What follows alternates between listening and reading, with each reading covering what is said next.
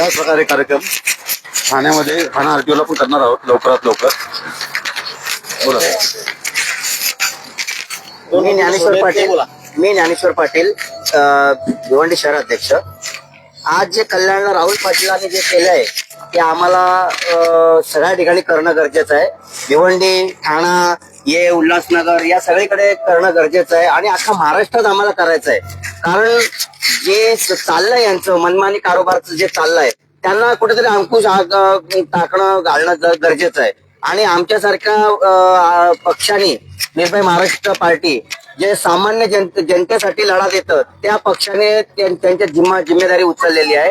आणि आज आम्ही या आमचे कल्याण शहराध्यक्ष जे राहुल पाटील आहेत त्यांनी आज सुरुवात केलेली आहे आणि जोरात सुरुवात केलेली आहे. त्याची प्रतिक्रिया व्यवस्थित आलेली आहे. सरांनी रिस्पॉन्स खूप छान आलेली आहे आणि सरांनी त्यांना आम्हाला जे रिस्पेक्ट दिलेली आहे आणि त्या हिशोबाने आम्हाला जे वागणूक दिलेली व्यवस्थित दिलेली आहे आणि चांगलं काम झालेलं आहे. आणि असंच आम्ही सगळ्या ठिकाणी काम करू आणि या अशाच कामाला तुम्ही आम्हाला जर सहकार्य कराल अशी अपेक्षा ठेवतो. आणि 2 मुद्दे आमचे सरांना मांडले आम्ही. 35 नंबर विंडोचे जे शिंदेकरण कोणी आहेत ते एक सामान्य जन एक नागरिक होता, त्यांची आरसी बुक 2-3 दिवसापासून हेलपाटे मारतायत. त्यांचं काही होत नाही, त्यांचा फुटबॉल बनवला जातो.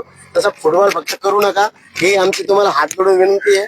आणि काय ते शिंदे साहेब आज रजेवर आहेत. हालचाल रजिस्टर त्यांनी दाखवलं, त्या हालचाल रजिस्टर मध्ये त्यांची कोणत्याही प्रकारची एंट्री नाही आहेत. असो ते खासगी कामासाठी गेलेले असावेत, त्यांची आजच्या दिवसाची पगार शासनाने कट करावी ही आमची नम्र विनंती. आणि जे बाकीचे रजेवर गेलेले आहेत त्यांचं पण त्यांच्याकडे कोणत्याही प्रकारचे हे नाही.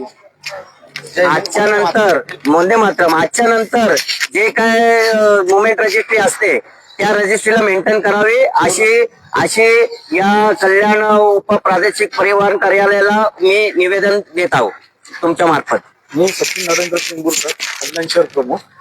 अशीच सगळ्यांनी आम्हाला साथ द्यावी, रिक्षा ऑटोवाल्यांनी आणि इतर सर्व ट्रकवाल्यांनी पण साथ दिली.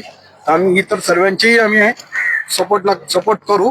आणि लवकरच आपण सर्वसामान्य रिक्षा चालकांसाठी शासकीय दरात सर्व कामं आरटीओ ऑफिसला आपण करून देऊ मी असं आपल्याला आश्वासन देतो. लवकरच ती प्रक्रिया चालू आहे. एकट्याचा नाहीये, आम्ही फक्त जनतेसाठीच लढतोय.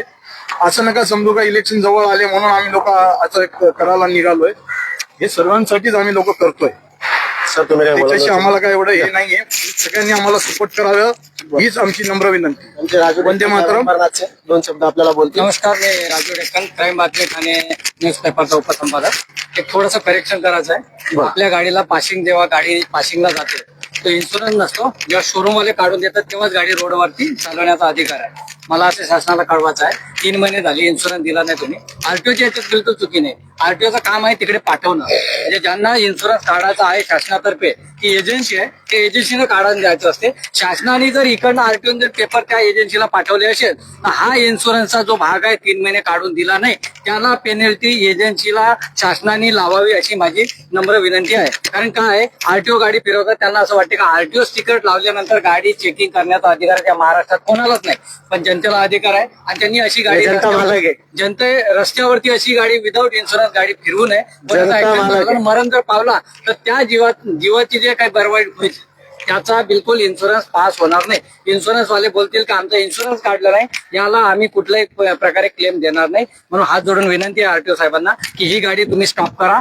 गोडाऊन मध्ये ठेवा. जोपर्यंत इन्शुरन्स येत नाही तोपर्यंत गाडी फिरवू नका अशी आमची अपेक्षा आहे तुमच्याकडून. धन्यवाद. चला मालक मालक वंदे मातरम.